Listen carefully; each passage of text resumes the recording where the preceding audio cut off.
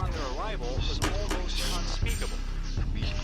We are all evil in some form or another. I'm not guilty. The dead won't bother you. It's the living you gotta worry about. If I couldn't keep them there with me whole, at least I felt that I could keep their skeletons. Hello and welcome to the Bad Taste Crime Podcast. I'm Vicky. I'm Rachel. We are back again. Hi. How are you today? I'm cold. Dude, I think I was laying in bed last night and I was like, you know what I've realized is when it's winter, I am always cold. Yeah. And when it's summer, I am just always hot. Like it's True. I think it's just an internal temperature thing. Oh, yeah. Because I feel like this entire time I always describe it as that cold that gets in your bones. Yes. Like you can't like shake it. Absolutely. I get that. And I have that all the time. Yes. All the time. All the time. It's your German blood. It sucks, dude. It's the worst. This is probably why I'm like a spring fall person. Yeah, because probably. the weather is a lot more mild. Not I very just feel temperate. average. I could live there if they believed in air conditioning. Yeah, but they have the house burping. That's not the same, and I'm offended. Fuck you. I need air conditioning and a fan.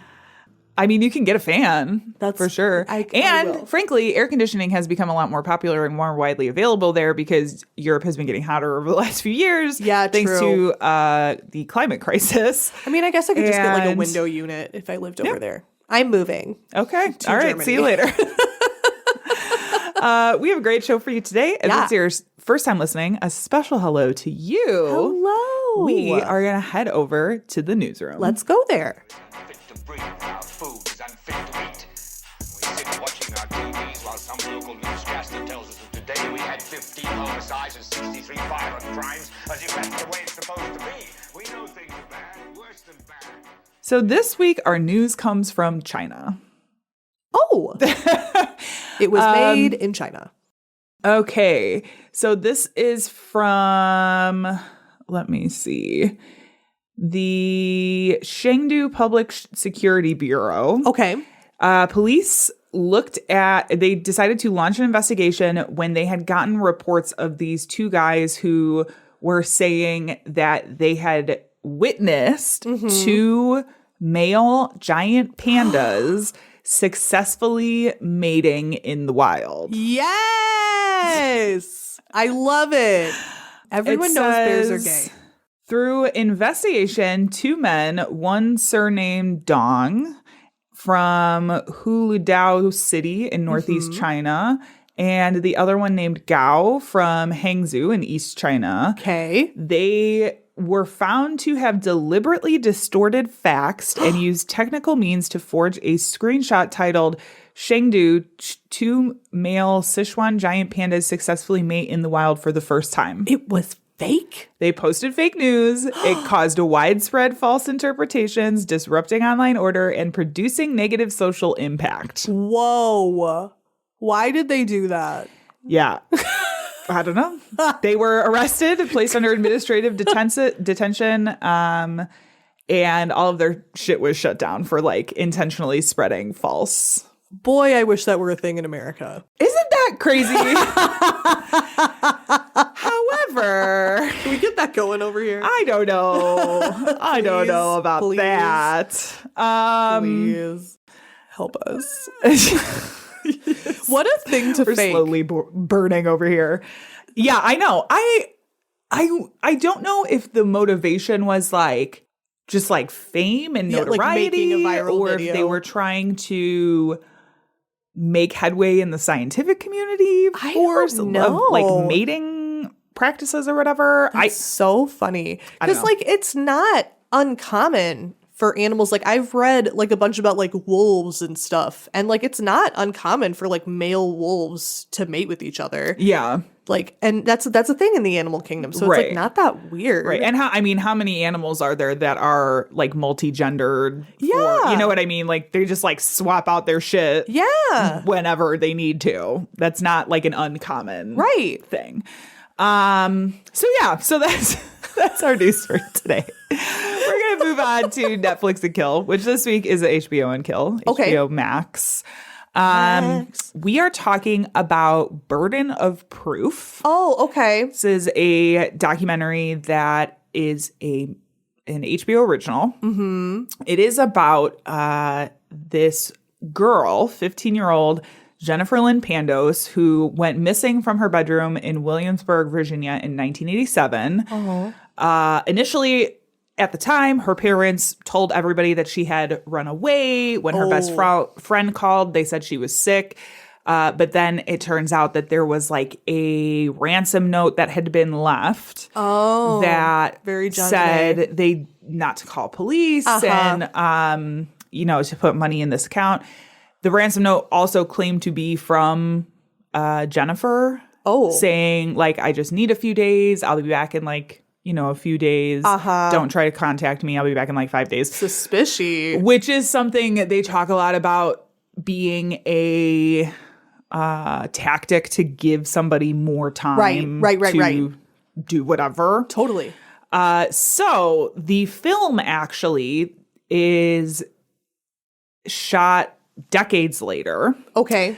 And it follows her brother, her older brother, Stephen, who is trying to figure out what happened. Okay. Essentially, where she went. Oh, how sad.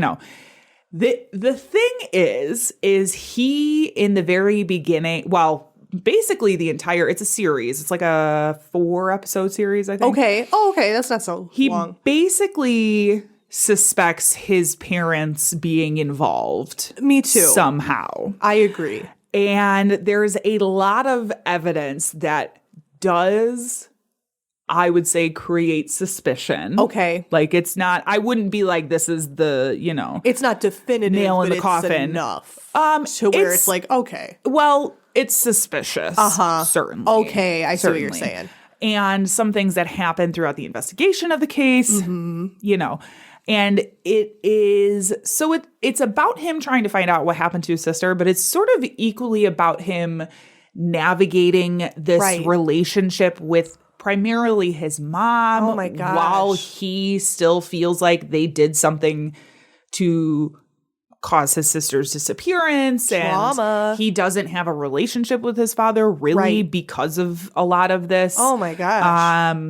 And it's very, and they have interviews with the mom and with the dad, and he's like working with the police departments, and there's a lot of kind of strange shit that comes up, and his opinion of things sort of changes by the end of the documentary. It's very strange. Okay. It's really sad. Yeah. On a lot of levels. One, because of the disappearance and just sort of like unknown status of this girl, but like also it's like ruined all the relationships he has with his family. Yeah. And you don't even know if that's true. Oh, that's so sad. Yeah. So, but it is very interesting from an investigative standpoint, and just from like the amount of his life through this that he shares, and like the conversations he has with his mom, and they have like interview tapes from the police of them interviewing his mom and this kind of stuff. So it actually was released in 2023. So it's been on my list for a little while now, and I finally have gotten back around to it. I'm really glad that I did. It was very interesting. Yeah. It was done well too, but wow. Yeah. So that is called Burden of Proof. That's on HBO Max. Definitely check it out. This is that part of the show where we say content may not be appropriate for all listeners. Mine is not too bad, actually. No, mine's not either. Yeah. I think I might mention sexual assault like a little bit, but not too much. This will definitely be one of our lighter episodes. Yeah. Shall we say. Yeah, lighter. So Rachel and I have talked about this previously. I would say, I don't know about on the show, but definitely privately, about our love of watching Minecraft videos on YouTube. And I'm sure you're going to wonder where I'm going with this. Just stick with me. No, I'm here. So, I love it. There is something about it, and people do like narrative series and some of the building People stuff. are so Love a creative. Minecraft video.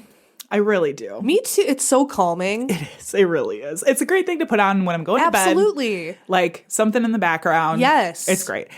So there is a streaming group based in the UK that I watch called the Yogscast. Okay. And I've been watching them for a lot of years, thanks to a recommendation from a good British friend of mine. Oh, love it.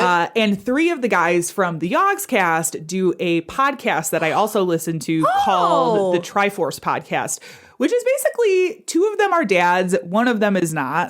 And one of them is like the guy who started the Yogscast, Oh, right? how cute. And they literally, it's like dad chat. They just get together, love that. talk about whatever. It's a really good show. I love it. It's very silly. Nice. They just talk about seriously nothing. Like just talk about whatever. So I was listening to an episode the other night, and one of the guys, Pyrian Flax, mentioned that Cool name.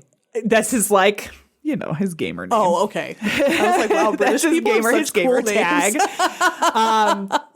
He mentioned the person that I'm going to cover today. Ooh. And the story that he talked about, it was so fucking weird and kind of wild that I was like, okay, I need to look into that. Oh my and God. so we're going to cover that. That's where I was going. Love it. Listening to this podcast that I listened to. From talked Minecraft about this to case. the Wild Wild West. Yeah, so we are talking Wild West crimes today. Yeehaw. And I am going to be talking about the life and afterlife of outlaw Elmer McCurdy. Okay. Yeah. Dude. Okay. That makes sense. So, born in Washington, Maine in 1880, McCurdy's mother, Sadie, was only 17 at the time that he came into the world. Gang, gang. It's unclear who his biological father was. And like I said, this is 1880. So, like, she was sort of a social outcast. Okay. He's, a bastard. Right. Same. Gang, gang. Yeah. So, in order to sort of avoid the side eye from society, Sadie's brother George and his wife Helen adopted McCurdy to raise him as their own. A pretty common practice, I would say. For that time, definitely. baby. Definitely. And it sounded like Sadie still lived with them. Like she was still there, obviously. But They probably were like, did the Jack Nicholson thing where they're like, this is your older sister, but actually it's his mom. Right. Like maybe not even to him, but like to outside people, they would just kind of let them assume. Yes. I think that was pretty common too. Well, I don't think they told him either. Okay. To be truthful, because so George dies in 1890 from tuberculosis. Okay. And then following his death, Sadie and Helen, his aunt, moved with McCurdy to Bangor, Maine. Okay. And when he was in like his teenage years, it was about then that Sadie revealed that McCurdy was actually her son. yeah. That she was his biological mom. Shit. And that George and Helen was actually his aunt. Awkward. Right. His aunt and uncle. And this must have just very much rocked his world because he sort of started becoming very rebellious. Yeah. This kicked off an incredible drinking habit that would stay with him. He becomes an alcoholic after this. Well. In his teenage years. So at some point, seemingly after a raucous bar fight, McCurdy was shipped off to move in with his grandfather, and he becomes an apprentice plumber. Okay. This is like the most stable time in his life. He goes, he becomes an apprentice plumber. The job, he's pretty okay at it. Seems pretty stable. Cool. There's also talk of him like sort of meeting this girl around this time who was like the only person that really ever liked him. But then there's this economic turmoil in 1898 and he loses his job. And shit kind of falls apart. Yeah. The girl leaves. He doesn't have a job. He starts drinking again. Oh, and man. There's like a brief moment where it's like, Things could be okay. yeah. Then life's like, fuck you. Where it's like, this could have really turned out differently. Right. But Hey, sometimes it'd be like otherwise, that. we wouldn't be talking about this. Yup. So more disappointment came when Sadie, his mom, died in 1900 from a ruptured ulcer. And just 2 months later, his grandfather died from Bright's disease, No. which is not really a thing anymore. Yeah. That's like an old-timey thing. Yep. Now it's called acute or chronic nephritis, but it's essentially like kidney diseases that are a lot of times accompanied by high blood pressure and heart disease. Oh. They talk a lot about like a calcification almost. Oh, and okay. yeah, so it's like an old-timey diagnosis Right. that is not used in technical terms today, but they still will reference it because at the time it covered like kind of an array of kidney diseases. That is like a thing where it's Yeah. like I love, like, I watch so many old shows and it's always funny when it's like, what the hell are they talking about? I have to look Yeah. this up. I've never heard of Bright's disease, but I Yeah. have heard of that before. I have heard of it, but I didn't know what it was. Yeah. It sounds so pleasant. It does. Oh, it's Bright's so disease. like your future isn't because your kidney is turning to stone. Yeah, the opposite of bright, actually. Pretty dark. Yeah. So he didn't really have anything left for him now. Yeah, poor guy. In Maine. So he leaves Maine. He sort of drifts around the eastern coast as a lead miner and plumber, like working in various areas. And of course, let's not forget, McCurdy is an alcoholic at this time. Right. So he has trouble holding down a job. Understandable. So he's kind of drifting around, Right. being a Rolling Stone. Of course, it would be very on brand for that to be the reason for his first arrest. You would think. When he was arrested in 1905 for public intoxication Whoops. in Iola, Kansas. In 1907, McCurdy joins the Army and he was sent to Fort Leavenworth, Kansas. Okay. There, he learned how to operate a machine gun. Oh, good. Great. That's just what he needs. He was also trained in demolition, Ooh. specifically the use of nitroglycerin. Oh, shit. Now, they do also talk about, like, this would not have been an intensive training. It was probably I'm like sure. a broad overview. There you go, kid. I imagine it as almost like, we tell you this in case you need to do this, but this will likely not happen. Like, okay. You know, so it's just like a very brief, like, Okay. here's nitroglycerin. Here's how you There you sort go. of use it. Like, yeah. But he Bye. was trained. Okay. They call that trained. Love it. I've had jobs like that before where I'm like, oh, that's all I get? Oh, cool. Okay. But his time in the Army was short-lived as well, as McCurdy was honorably discharged in November 1910. Okay. Okay. So after the Army, McCurdy landed in St. Joseph, Kansas, where he links up with this Army buddy. Okay. And quickly thereafter, both of them were arrested for possessing burglary paraphernalia, What? including chisels, hacksaws, funnels for nitroglycerin, gunpowder, and money sacks. You guys, I'm just imagining like what is it? Like they get pulled over and they're like horse and buggy. Yeah. And it's like, I have to search the back. And it's like those stocking caps with the eye holes in it. Yeah. Little striped shirts. Yes. Oh my gosh. Exactly. And anytime they mention a money sack, I always just imagine a burlap sack with a dollar sign on it. That's immediately what I Every thought. single time. I'm like, yeah, for burglary.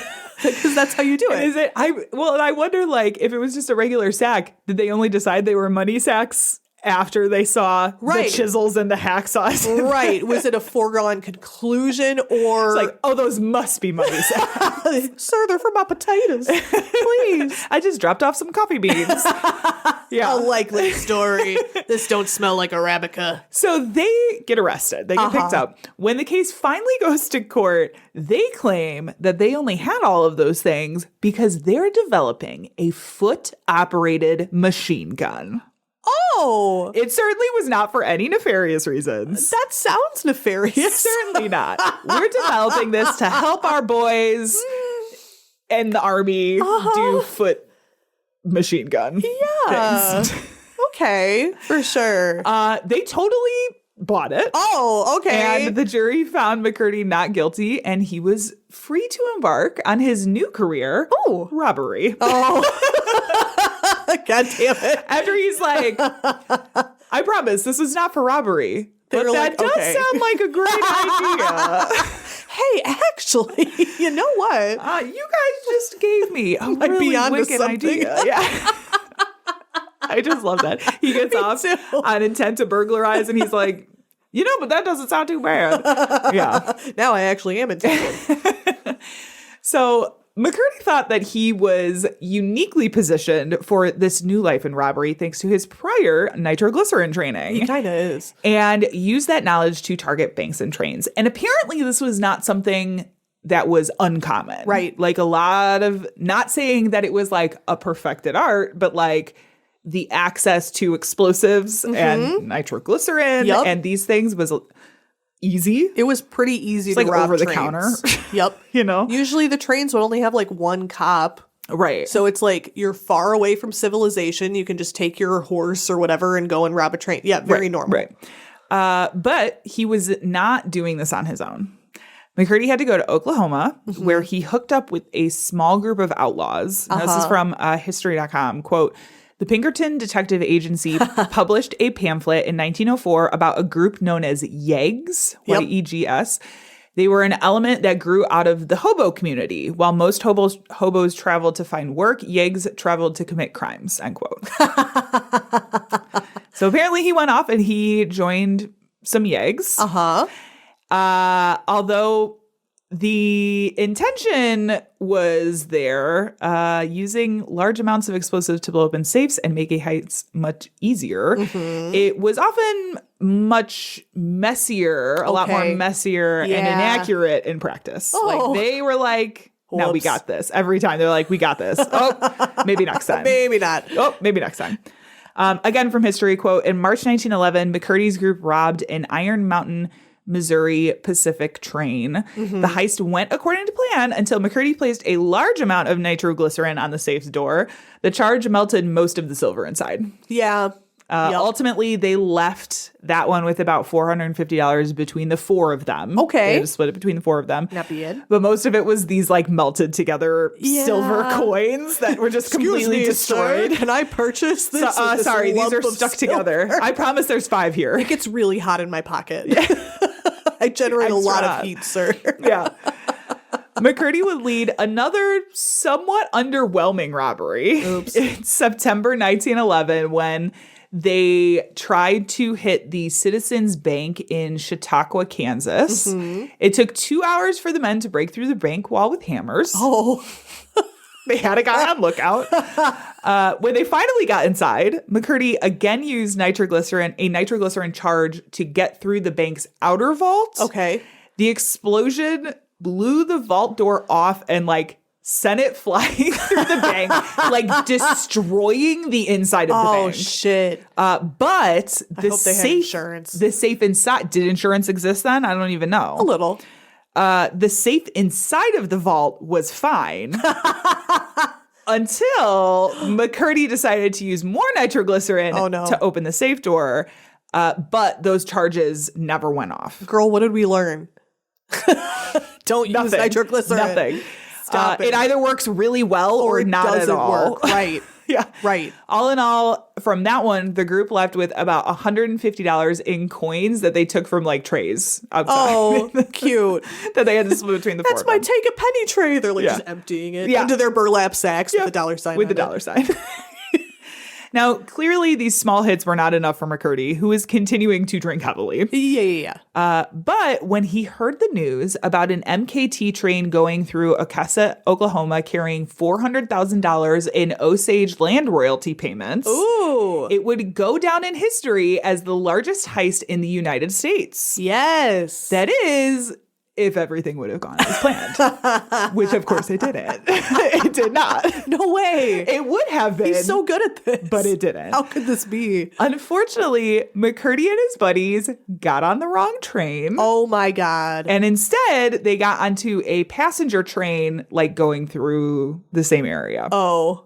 The men didn't leave empty-handed, though. They managed to get $46. Wow. 2 demijohns of whiskey. Do you know what a demijohn is? So for people who don't know, imagine like the jug of water that they put on water coolers. Oh, that's a really good description. That is considered a demijohn, but normally they're back in the day they were like glass, right? But they're like the huge jugs of whiskey. So they got 2 of those. Huge a revolver, jugs. a coat, and a watch. Wow. Fancy. Instead of $400,000. Right. That's just as good. land royalty payments. So, okay. That would have been nice. Newspapers at the time described it as one of the smallest heists in history. That's so Wah, wah. sad. Now, McCurdy, who at this time, he was like staying with a buddy of his. Okay. He had this ranch property. And he was like, yeah, you can sleep in my barn. So Okay. he was just like drinking in the fucking barn, staying in the barn. Yeah. So he returned after this, imbibed in the whiskey that Honey, he had just I'm home. stolen. He was Right. like, I got these demijohns. Yeah. Let me go. Last him a week and a half. I mean, like 2 days. Right. Right. Eventually, he fell asleep in the hayloft. Yup. Meanwhile, authorities have been notified about this, and they issued a $2,000 reward for McCurdy's capture, dead or alive. And there is also a rumor, a possibility that like one of his accomplices had given him up as well. Like, gone to the authorities and been like, listen, I know where he's at. Maybe not admitted to doing it with him, but like, hey, I know where this guy is. Right. Yeah. So either way, they find out where he is. And by the next morning, authorities surrounded the building and demanded that McCurdy come out. Sheriff Bob Fentron, who was on scene at the time, recounted the events of that morning to the Daily Examiner in 1911, saying, quote, "It began just about 7 o'clock. We were standing around waiting for him to come out when the first shot was fired at me. It missed me, and he then turned his attention to my brother, Stringer Fenton. He shot 3 times at Stringer, and when my brother got under cover, he turned his attention to Dick Wallace. He kept shooting at all of us for about an hour. We fired back every time we could. We do not know who killed him. On the trail, we found one of the jugs of whiskey, which was taken from the train. It was about empty. He was pretty drunk when he rode up to the ranch last night." Oh End my quote. God. Jeez. He was probably still drunk when he woke up that morning, truthfully. Probably to this day. Well, Still hasn't dried out. by the end of the standoff, McCurdy was killed by a single gunshot wound to the chest. Yep, that'll get you. That'll get you. Now, that is all interesting. It is. Love a story of like Wild West Yeah. outlaws. Oh, love it. Robbing trains. Yes. And getting caught in barns. Yeah, love with it. like, they referred to this group of people as a posse. Like, is that kind of the posse? You can just see like the tumbleweeds going. Yeah. Yeah, exactly. And they shoot up this barn. Yeah. Dies in a standoff, right? I would watch that Western. That's all well and good. Absolutely. But absolutely none of that is why I was interested in this story. Ooh. Absolutely none of that. What? It's actually what happens following McCurdy's death that piqued my interest in this story. Tell me. So following his death, McCurdy's body was taken to Undertaker Joseph Johnson in Pawhuska, Oklahoma. Okay. Now, he, at this point, didn't have any family left. Right, I was going to say. He really didn't have, like, any friends, really. Like, nobody showed up to claim his body. It just went unclaimed, that's so right? sad. They still went through the embalming process. The lonesome outlaw. Yeah. They still went through the embalming process, which at that time involved an arsenic-based preservative. Uh-huh. But after 6 months of going unclaimed, Johnson had to decide what to do with this body that was just like hanging around.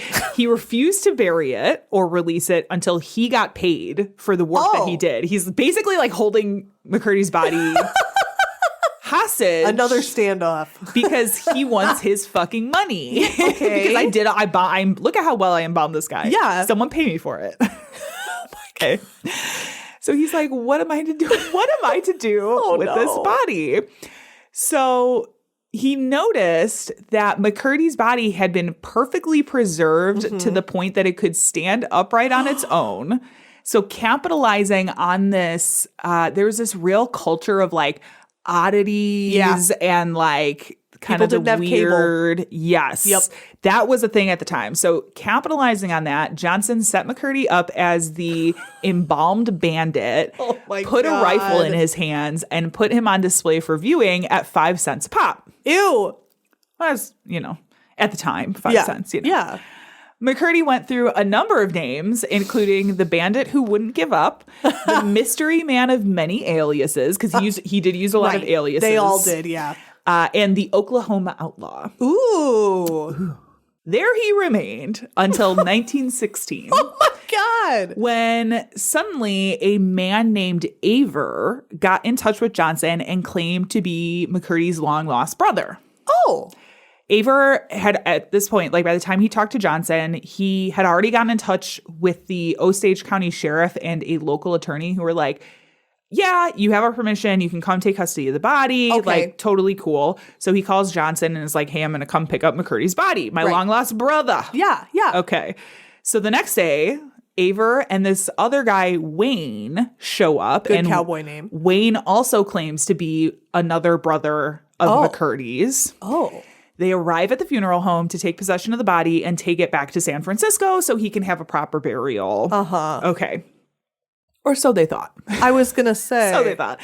In actuality, the body was en route to Arkansas City, Kansas, and Aver and Wayne were actually two men named James and Charles Patterson. Right. Turns out they were with the Great Patterson Carnival shows, a traveling carnival, and had decided to scam Johnson after hearing about the embalmed bandit exhibit. Mm-hmm. They took McCurdy and put him on display in the carnival as the outlaw who would never be captured alive. Oh, clever.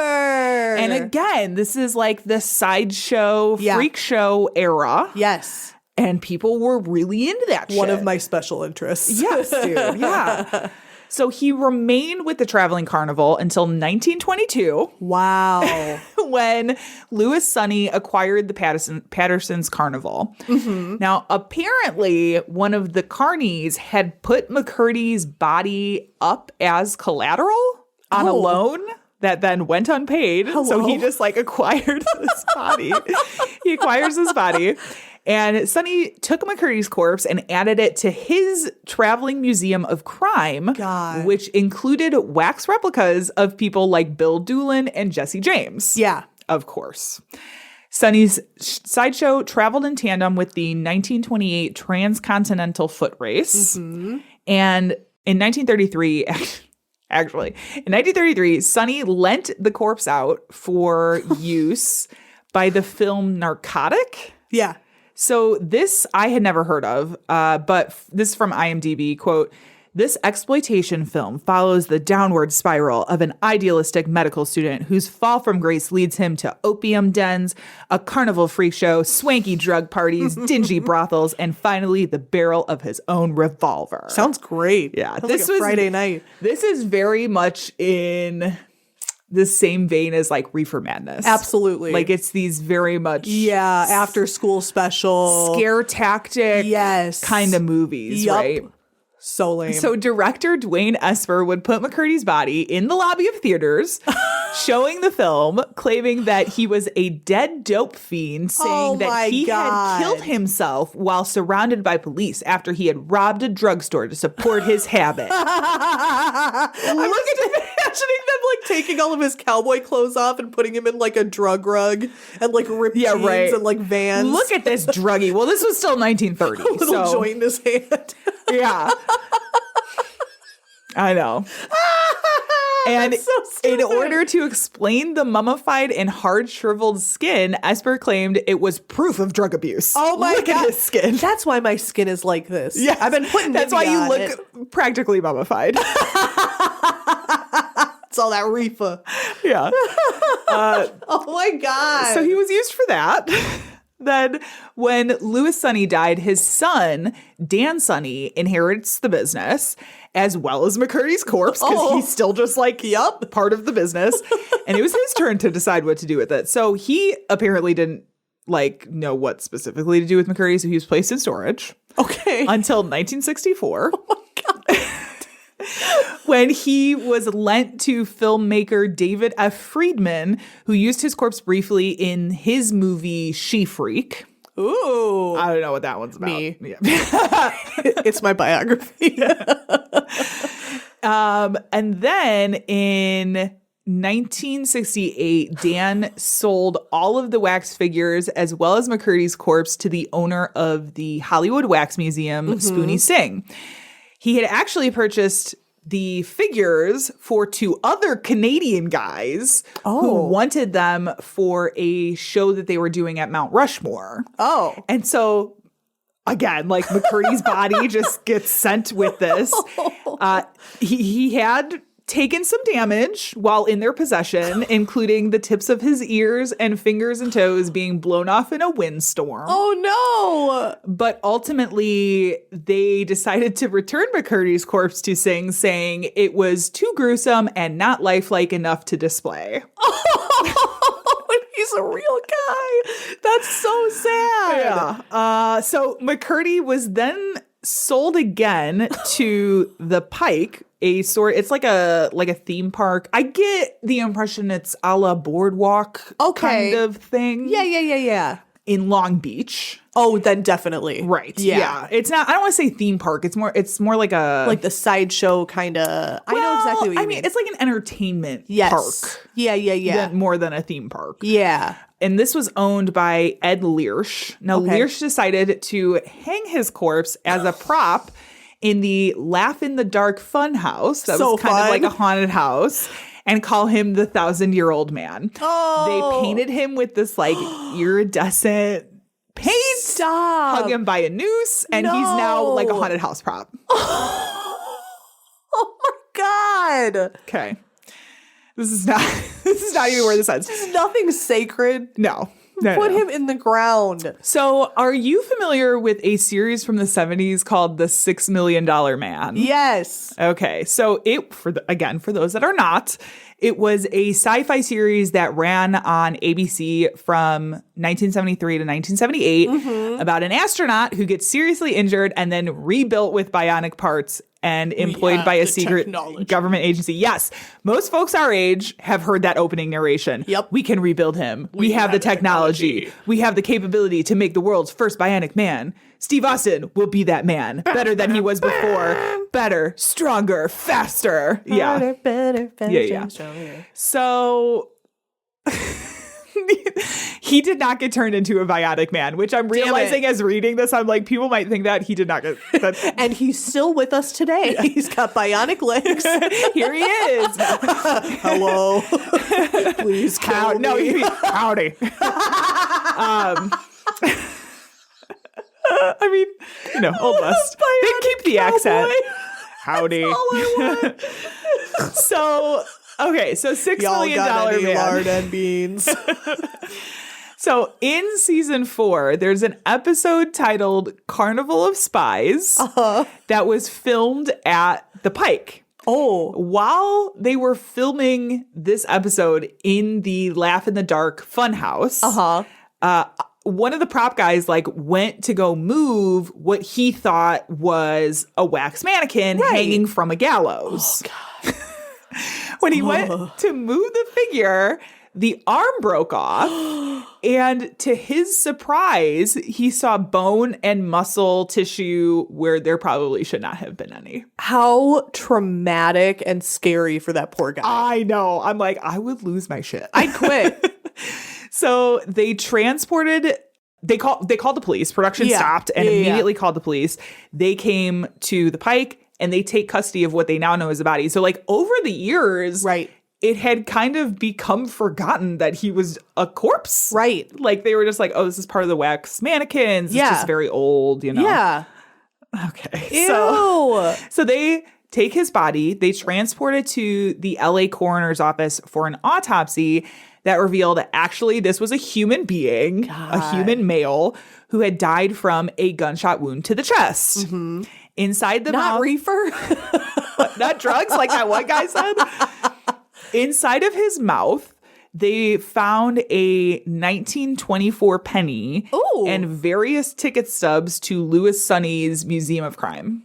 Oh my God. Which kind of at this point, they've figured out that this is a human male. They're just trying to trace like who this could be. Yeah, and they're trying really to narrow down like the time period because Right. it Oh, that's was very so helpful. preserved and like mummified, basically. That's so interesting. Like I wonder if people just like shoved it in there, but it's kind of like a spiritual thing to put a coin in a dead person's mouth.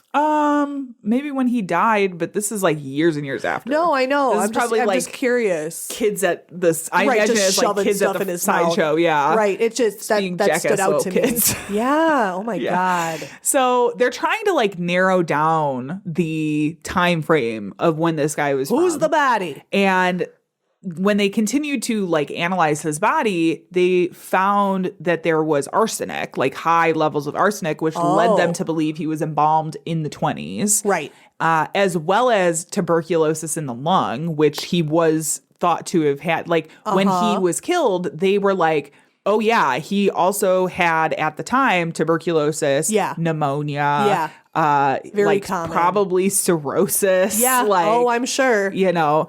So they found this tuberculosis in the lungs.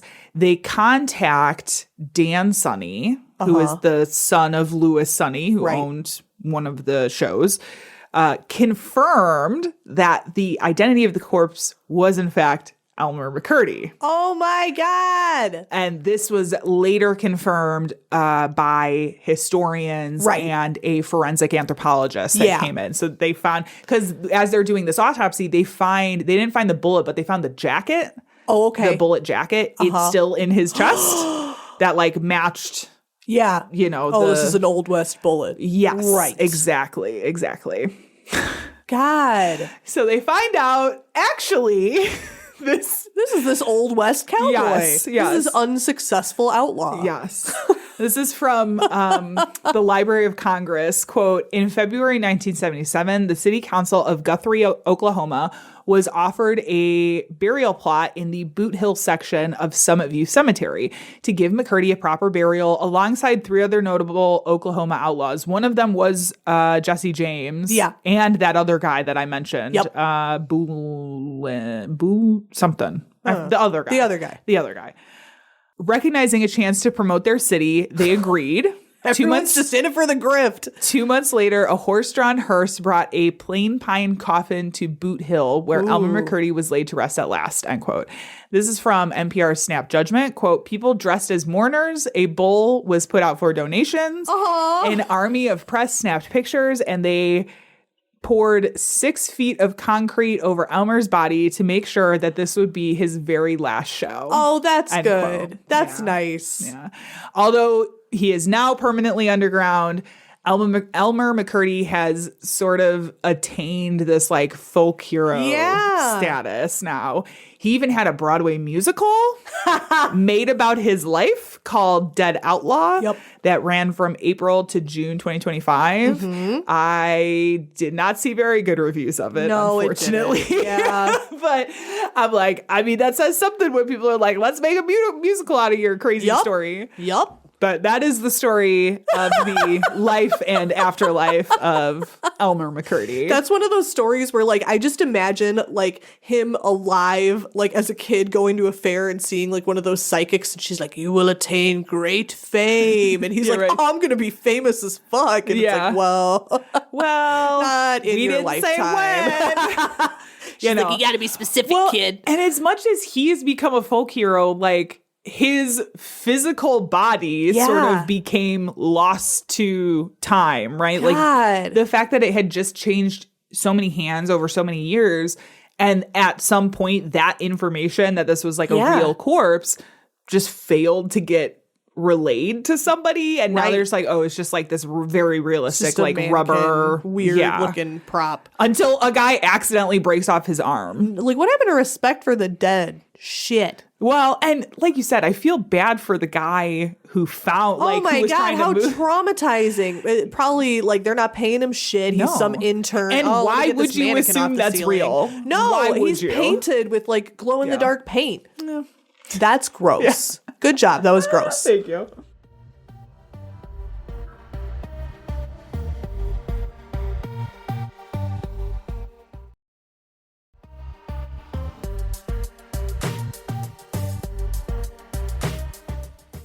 Oh my God. Welcome everybody to the Wild Wild West. Please parallel park your wagons and rustle up some grub because we're about to get real Western round these here parts.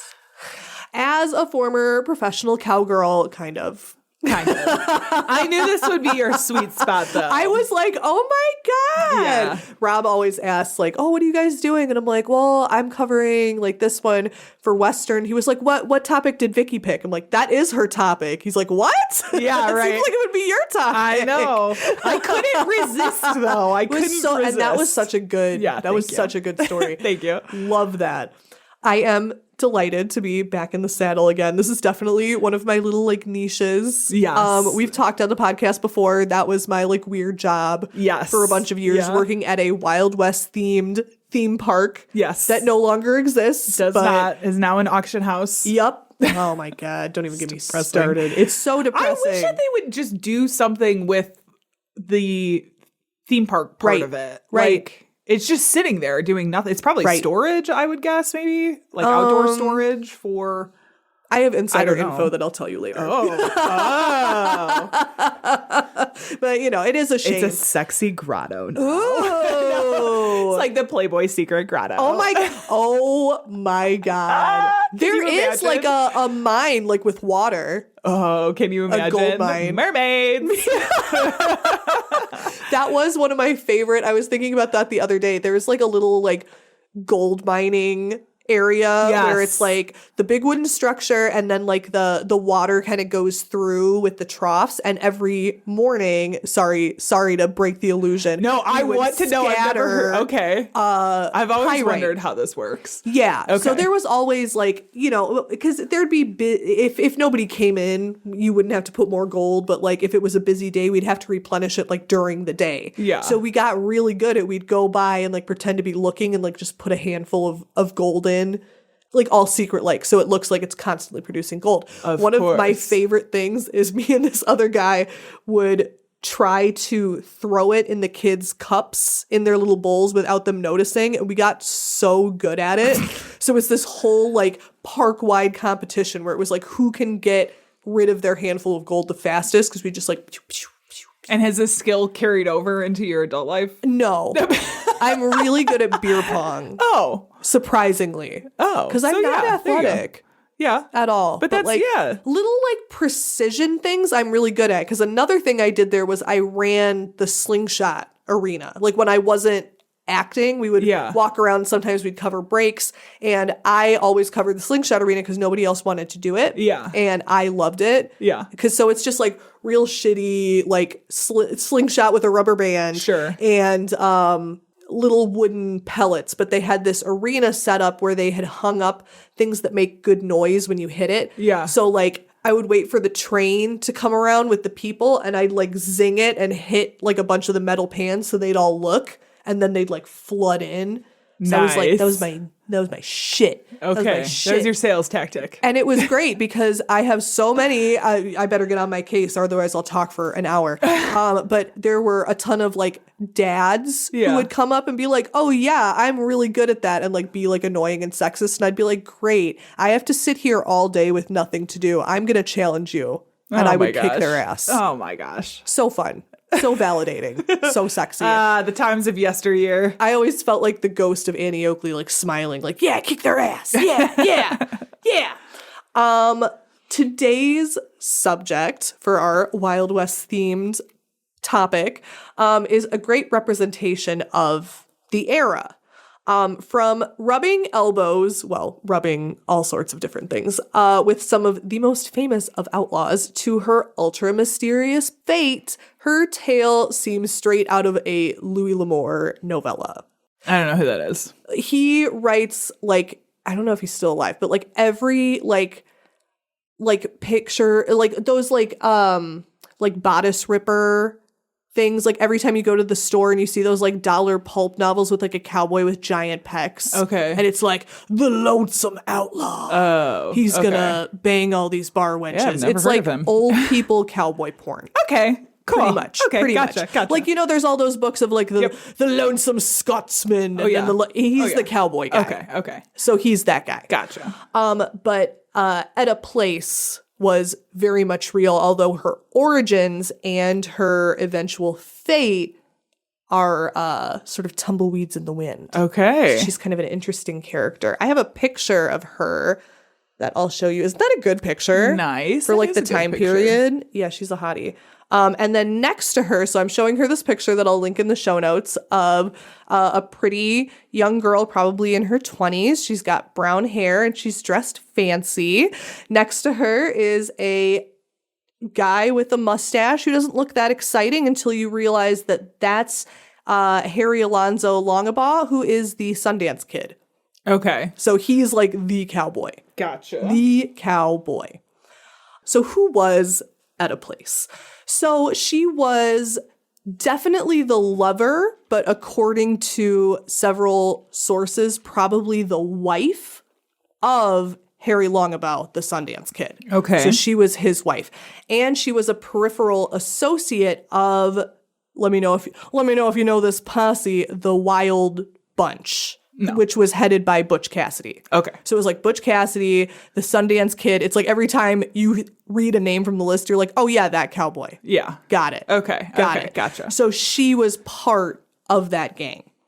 A lot of these cowboy gangs, because of movies and stuff, it seems like it's such like a man's game. Mm-hmm. Like it's all guys, but with a lot of them, there were women like all over. Women were a pretty integral part of these Wild West gangs. I imagine them, I don't even want to say like background characters, but they were doing a lot of the work that wasn't suspicious. So like with her, she is a criminal. She has this big criminal record. She's done all this stuff. But a lot of the things that she would do is she would be the lookout. Or I was going to say, I feel like they tend to trade in information more absolutely. than like action. Hey, go find out when this bank is open. Yes. Find out when they do their transfers because no one's going to suspect a woman in a dress. Right. You know? Right. Exactly. It's like, oh, there were these big beefy guys hanging around yesterday. That's suspicious.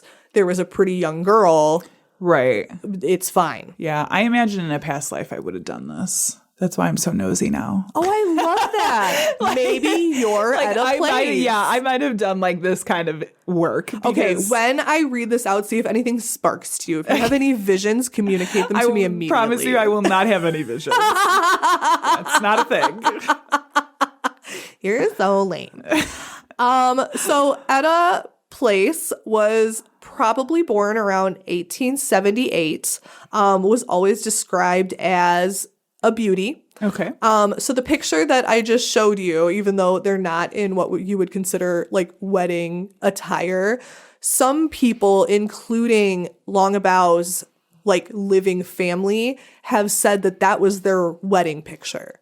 Gotcha. So because they were kind of outlaws, it's like not clear because were they using legal routes to do things? Right, No. right. But that was probably their wedding picture. That picture was taken in Joseph Young's photo studio at 815 Broadway in New York City. Okay. And he didn't know who they were. This photographer was like, he didn't know who he was taking pictures of and said that the woman was, you know, she could carry herself well. She didn't seem out of place because that's kind of a fancy area. Yeah.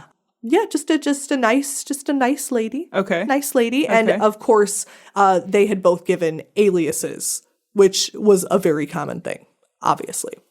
Her name probably was not Etta Place. The reason that they think that probably wasn't her name is Place was the Sundance Kid's mom's maiden name. Okay. And sometimes he would use the surname Place. Gotcha. So it's like, was that her original name? Probably not. Okay. So at some point during her outlaw activities that I'm going to be discussing, they made their way down to South America, which was also very common, kind of hiding out down there. Mm-hmm. And a name that's difficult to pronounce in that dialect is Ethel. That people were having trouble addressing her, so she went by Etta. So her original name might have been Ethel. It might also have been Rita. It might also have been Betty. This was a mysterious chick. Wow, yeah. Yeah.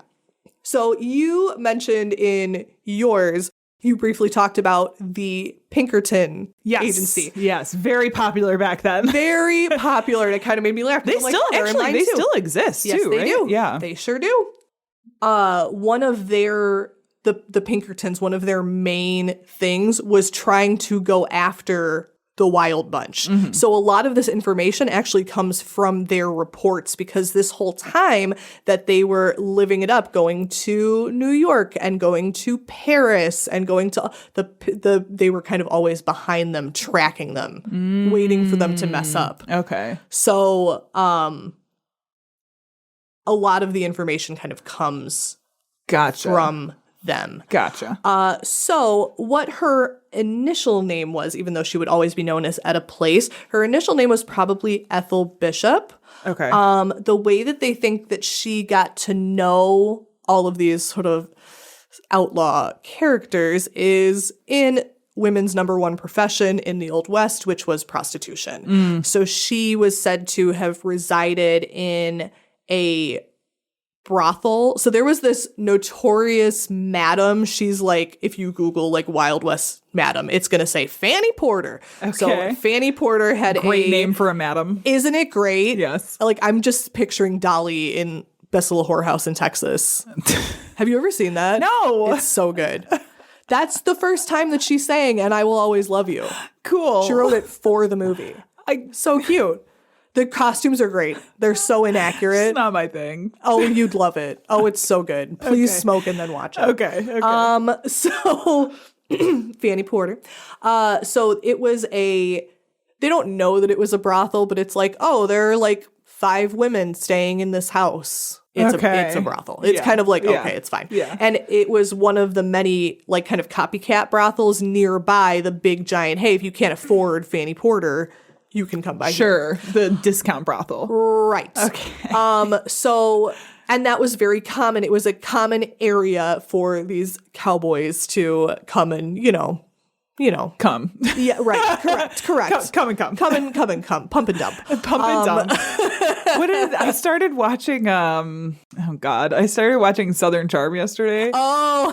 And one of the guys is talking about getting a stabbing cabin. Ew. I know. I know. That's gross. I was like, that is the grossest way I've ever heard of it. Is he going to take to his shaggin' wagon to his stabbing cabin? To his stabbing cabin? He said this to his mother, who was like, I don't know how that is. They're in Charleston. So she's like, I don't know what that is. And her assistant's like, oh, it's like, you know what it sounds like, honey.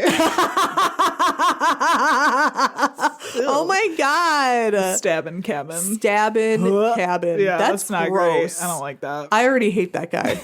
I hope that he never gets any stabbing. Dude, we'll talk about it about the show. He's something. I'm like 1 episode in for anybody who actually watches this show. Awful. All of these people are awful. Awful. Oh my God. So, total sidebar. No, I love it. So this is, again, all of this is hearsay based in history. Mm-hmm. So it's like, I believe, I fell down like a total rabbit hole with this case, because there's a couple different people that people were trying to connect her to. Like, oh, maybe she was this person, maybe she was this person. I believe that she was Ethel Bishop, and I believe that she did stay at the brothel. How they got connected and under what circumstance is kind of dust in the wind. Okay. But one of the reigning stories is because she would have been pretty young. Mm-hmm. One of the sort of, and again, it's like, is this romanticized? Probably. But when she was 16, the story is that the Sundance Kid saw her there, may or may not have engaged her services, but that he, quote unquote, like rescued her. Okay. He like took her away. She was like, come be a criminal with me. And she went, okay. All right. I got nothing else going on. Yeah, it's fine. Sure. Which I will say, in that time period and in that situation, like, she wouldn't have been regarded, like, in the town and stuff as this, like, horrible fallen woman. Mm-hmm. Like, prostitution built the Wild West. Yeah. That was the entire reason that towns were formed. Right. You would have a church, you would have a store, and you would have a brothel. Okay. And that's when the men would come. Yes. So it's just, it wouldn't have been like that. And probably like, a railroad at some point. Absolutely. Like, where they were housing the railroad men. Correct. That's, you can track through the Wild West where it's like, burp, burp, burp, burp, like going from like brothel to brothel, brothel. connected it with the The tracks. only reason, let me tell you this, because right. I am typically not into like the westerns. Yeah, and yeah, the yeah. thing. It's really not your thing. The only one I watched was the one that had Anson Mount in it. It was called Sounds like a porn star. No, he's a guy. Hell on Wheels. Oh, I don't know that. It was a show on AMC. It had to do with them building the railroad, but they have these railroad towns and, you know, drama and things. But it was literally right. like the railroad town, the church, the brothel, and a bar. Like that's kind of like what was there. And that's what it was. I bring this up because I met Anson Mount. What? So back in the day when I worked at Best Buy, he would so his brother, who has the same name. Oh my God. I'm not even kidding you. Because they've come in together. That's crazy. Was like, oh yeah, I saw my brother's face on this DVD, blah, blah, blah, blah, blah. And then they came in and bought a laptop from me. And he was there. And I didn't realize it was him. Because the guy was like, oh yeah, we talked to you. I said, oh yeah, you're the one with the brother who's like on TV or whatever. And he was there. Oh my God. Sort of, you know. Oh, that's cool. Somebody pointed it out to me after they left. And I was like, I didn't even realize. I was too busy selling a laptop. Oh, neat. So I watched the show afterwards. It's pretty good. Wow. It's pretty good. Oh my God, And that's my that. story of meeting a semi-famous person. Wow, rubbing elbows with the famous. Of course. Anyway. Sorry, continue. No, that's good. And that's why I know there were railroads by the brothels. Yay! But that really, it is, Yeah. that's something that like, if you're interested in like women's history throughout the US, they are not often talked about, and they're talked about with very modern puritanical ideas, but prostitutes formed the Wild West. There would be no economy in the Wild West if it were not for prostitutes. Right. That was one of the only ways they could make their own money and keep it. Those places rarely had like male involvement. They were run and operated by women. Right. So, period. Yeah. Period. So, going back to them, her and the Sundance Kid being married, and kind of after their main outlaw activities, now they're kind of using their money and like traveling the world, avoiding the feds, pretending to be fancy people. Of course. There was like a whole thing that I read where she was in Paris and she got like all of her clothes fitted and she was buying all of these jewels, and everyone just assumed that she was like a regular fancy lady. Sure, which of course. for like a teenage prostitute from bumfuck Texas is like amazing. Yes. Amazing. Impressive. You know, are we trying to glamorize her? Not necessarily, but maybe a little bit. You definitely. I am. You are I definitely. am. She never killed nobody. I don't give a fuck. So after taking that picture, her and him boarded the HMS Hermanus in New York. They took it to Argentina. Traveling with them was Butch Cassidy, who at the time was claiming to be Etta's brother. This is why like this is all so confusing, because it's like they were all using aliases. They were all pretending, you know, oh, this is my brother and now he's my husband and now I'm blah, blah, blah, blah, blah. Yeah. So very confusing. Etta at one point, so this is where it gets a little bit complicated. Etta at one point, because they went to Argentina and her and the Sundance Kid bought and operated a ranch, like a regular cattle ranch. And it was actually pretty successful. And they operated it for about 6 or 7 years, 6, 7. Okay. And we're doing pretty good, but it seemed like the outlaw life was kind of like, hey, this is way easier. Right. And more money. Oh, I'm sure. And it's more fun. Yeah. So they were like, fuck these cows. But at some point during her stay, because I think they at first intended that to be like, this is how we're going to live our life now. We're done. We hung up our lassos and our burlap sacks, and now we're going to be normal ranchers. And then they got bored. At some point, it's confirmed that Etta had to go back to the United States, probably in Texas, for an operation that was like a stomach operation. It was like pretty serious. Okay. And so she had to go and do that. So reports differ on whether or not she went back to Argentina with him. Gotcha. They're not sure. Okay. Because what would actually happen is that Butch and the Sundance Kid would be killed in Argentina in a shootout. The Pinkerton agency would follow them down there. There was this whole crazy shootout, and they were both killed. And that was the end of them. Okay. There were other people with them, but not her. Okay. I think there actually even might have been a woman there, but they knew that it wasn't her. Yeah. What probably happened is that she stayed in Texas. There's reports from like the Sundance Kid's family who were like, we were getting letters from him and stuff. They think that probably she got remarried to a normal non-outlaw type guy, and pursued teaching and then died. And that's pretty much it. There is like a weird report that I kind of think is her. Okay.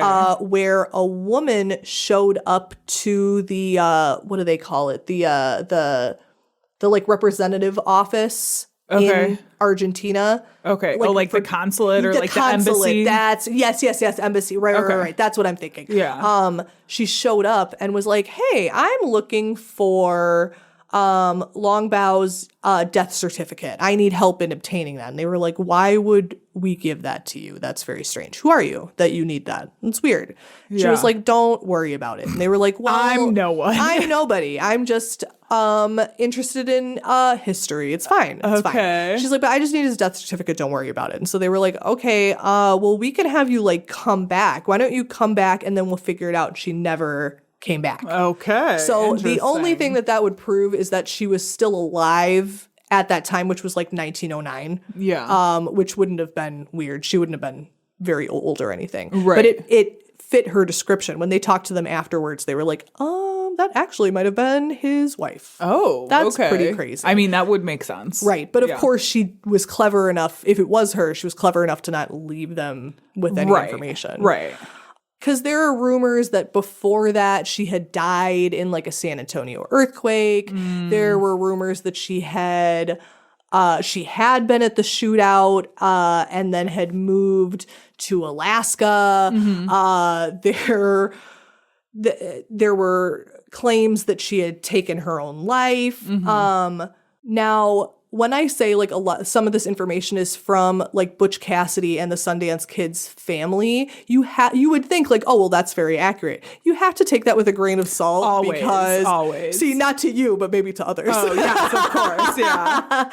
Because they want to, obviously, if it's your family member and if it's someone who a lot of his family was like, he was a hero, which like can be debated. Right. We're not going to go into that. But like they do want to kind of skew it in their favor. Yeah. So it's like, a lot of the like romantic, he rescued her from the brothel seems to have come from them. Which of course would be very easy because in that time, like obviously the records were not kept as well. Correct. Even like the newspapers and the news of the time was either not kept well or romanticized. Yeah. Very sensationalized and that's versions. Exactly it. Because so the family, so in the 70s, Butch Cassidy's sister he did some big sensational interview and had said that her brother had not died in the shootout and had come back and like lived with Etta, which is almost certainly not true. Yeah. Like he died to death. He died to death. He died to death. Of course he did. There are still people who are like, they escaped the shootout and they put people there in their place, which of course, again, due to the poor record keeping of the day, is possible. Right. But due to the Pinkerton agency's like heavy involvement and how famous they were at the time, I'm kind of like, meh. Yeah. Probably not. Yeah. Probably not. She's certainly dead now. Of course, I would assume so. Unless she's hanging in a haunted house somewhere. No. Oh my God. No. Now every mannequin I'm going to be like, Alfred. Is that a dead person? Are you dead? So the only thing that we know for sure, we don't even know for sure if they were married. Yeah. The information about her involvement with crimes is like, well, she was there, but it's like, did she ever kill anybody? Did she ever directly like even point a gun at anybody? Yeah. We're not sure because of the amount of pretty brown-haired women who hung out with them. Of course. We're not sure. Yes. But so the only thing that we know is that she was a gorgeous woman who carried on a romance with at least one. of them. It's also rumored that she was with Butch Cassidy as well. Ooh, something. Because, I mean, these cowboys would kind of take women along. Right. And if that was her profession, maybe it was like, hey, that's how you're going to... services the whole gang. It was common on ships, too, which is gross and unfortunate. I mean, you're not supposed to take women on ships, I thought. It's bad luck. Isn't that bad luck? Well, unfortunately, I have lore about that. Unfortunately, they weren't considered women. Oh. Right. Cool. Right. All right. That doesn't count. Love that. That's just our fleshlight with legs. Okay, cool. Yeah, correct. Love that. So Love the that. only thing we know is that she was hanging out with some outlaws, maybe getting into a wrong crowd. Wow. So she is like one of the most mysterious women of the West. Love that. Ooh. Mystery. Love that. I don't have to tell you things are bad. Everybody knows things are bad. It's a depression. Everybody's out of work or scared of losing their job. The dollar buys a nickel's worth. Banks are going bust. All right. Well, that has been our episode. Sure has. Sure has. A little trip back to the Wild West. Howdy. Yeehaw. Do you have any final thoughts before we wrap up? Just makes me miss my old job. Sorry. Can still feel the mud clinging to my skin. I don't miss my old job. At the neighboring railway museum. I was gonna say, isn't that funny? Twains. It was always so cute when like all of a sudden we'd like turn around, there'd be like groups of little kids and they'd all be wearing like Thomas the Tank Engine trains and we'd be like, did you come from the museum? And they were always like, oh, how did you know? And I'm like, I don't know, you're wearing a train conductor wearing the outfit. Twains. I love the train museum. No. It's so cute. I mean, there. I'm sure now that you have sons. Yeah. Oh my God, they loved it. They are probably very into Twains. Loved big Twains. Yes. I had to work Thomas days, so now I'm like, sure that fuck sucked. that. Yeah, it was I terrible. understand. Okay, well, that has been our show. Our sound editing is by Tiff Fullman. Our music is by Jason Zakshevsky, the Enigma. Woo. This has been the Bad Taste Crime Podcast. We will see you in 2 weeks. Goodbye. Bye. Their bodies on the hillsides along the highway.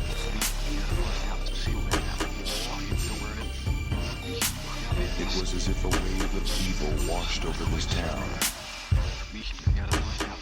We are all evil in some form or another.